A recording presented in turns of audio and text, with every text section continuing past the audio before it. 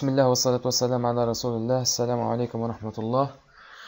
Inch'Allah, on va continuer donc avec les leçons concernant les variables en PHP 5.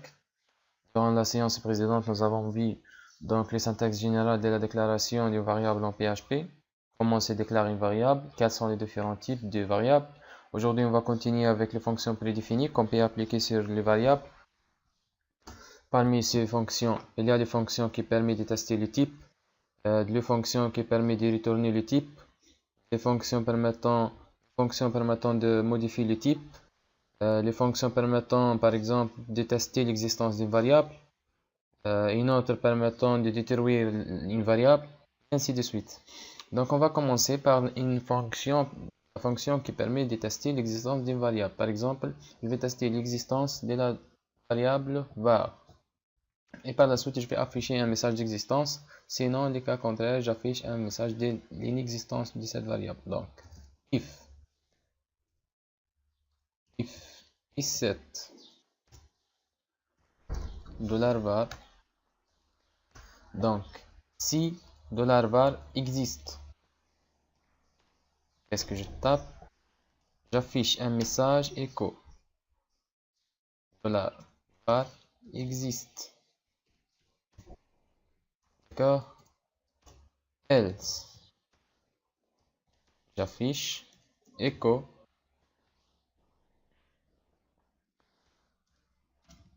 $var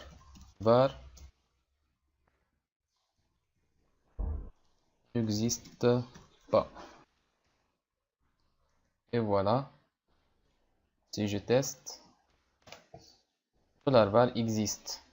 Si donc $var elle existe. D'accord? Très bien. Maintenant, si je détruis cette variable avec la fonction inset $var,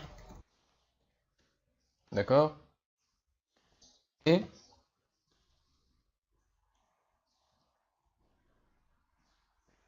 donc je teste l'existence. If is7 $var, alors echo, donc le biais donc sert pour les retours du chariot. Donc unset $var, c'est-à-dire détruire la variable intitulée $var, et je teste son existence. Et on va voir un autre résultat. Hop, $var n'existe pas parce que je l'ai détruit. Par exemple, si je veux donc, par exemple, je déclare une autre variable, par exemple $x, reçoit 12, point virgule. Si je vais par exemple retourner le type de cette variable, il suffit de taper echo get type $x, tout simplement. D'accord? Il suffit de taper get type $x. Donc j'actualise integer. X, c'est un entier. Si je vais par exemple modifier le type de cette variable, il suffit de taper setType $x, le type string. Je voudrais donc le type d'x soit un string. Maintenant je tape echo pour retourner à la ligne et j'affiche le nouveau type d'x echo get type $x et j'actualise.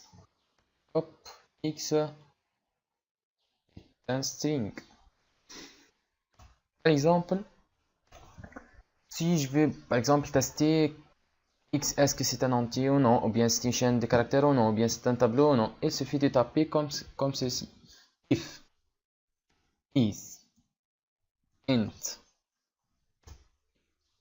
$x, c'est-à-dire quoi? Si x c'est un entier. Pour tester si x est un string, if is string. Taper si c'est un tableau, if is array. Double, if is double. Real, if is float. Et ainsi de suite.